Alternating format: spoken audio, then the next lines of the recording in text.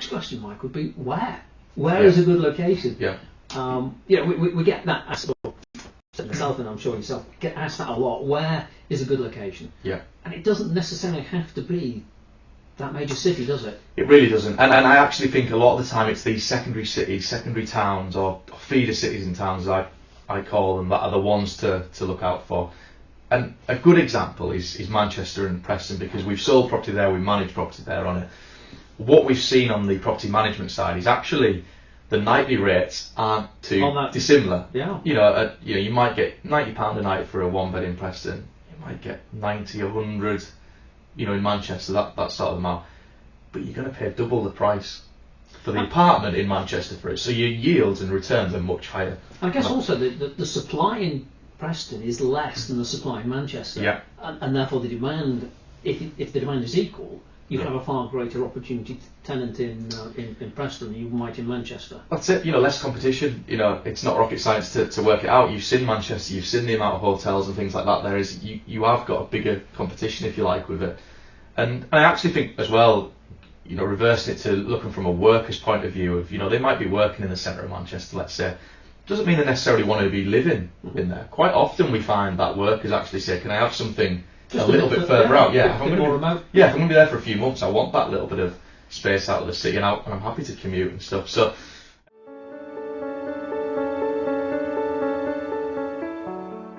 where would, at the moment, say the portfolio that we currently have, the developments we currently have, where would you say is a good location to buy? Well, one that we picked out, and we picked it out earlier last year, was Doncaster. And we should probably add on that. When we go to choose these locations, a lot of the times we'll start with the relocation companies that we mentioned earlier. So we'll go to them and say, where's the demand? Where are you getting people coming to you saying, I need accommodation in these areas? And we'll get a bit of a list at that point of, they'll say, look, we're short in these areas. And Doncaster was one of those on there with it, and it's music to our ears really, because we know we can still get apartments there at affordable levels.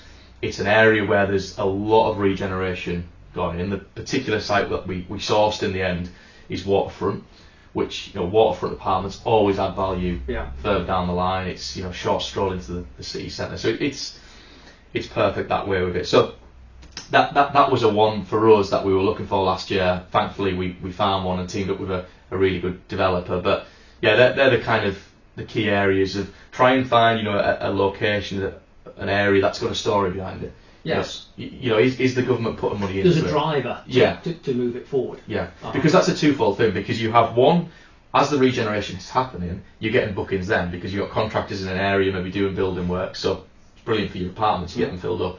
But then obviously when the works are done, you might have new businesses in the area that are taking up those offices or whatever that's been built. So that's a big thing to look out for. Obviously we do it that's our job in the acquisitional side, but there's nothing stopping investors looking at that as well. I think it's also important to say at that point when we're in negotiations with the developer, we're talking about what we think the development should have in the way of fixtures and fittings, location wise, etc. We also look at the lease, don't we? We ensure the lease permits short-term lets, because a lot of older apartment blocks don't permit it. It's not within the parameters of that lease. It's a really good point, and the amount of people that we have that come to us and say, well, I've spotted one, or I've got a property here, I just want to do that kind of thing, and that's fine. But typically, like you say, all leases will not allow short-term lets, and it's the benefit of buying new apartments, new developments. I have an apartment in Manchester that doesn't permit it. Had it permitted it, I mean the AST is good. It's making $1,200 a month, but on short-term lets, it's right in the city centre. It's there, but the lease doesn't permit. That's it, and it never will it? Unfortunately, you won't be able to change that on it. So yeah, you're dead right. Getting in there early and making sure they write it in there and through solicitors and stuff is so important with it. So that adds massive value with it as well.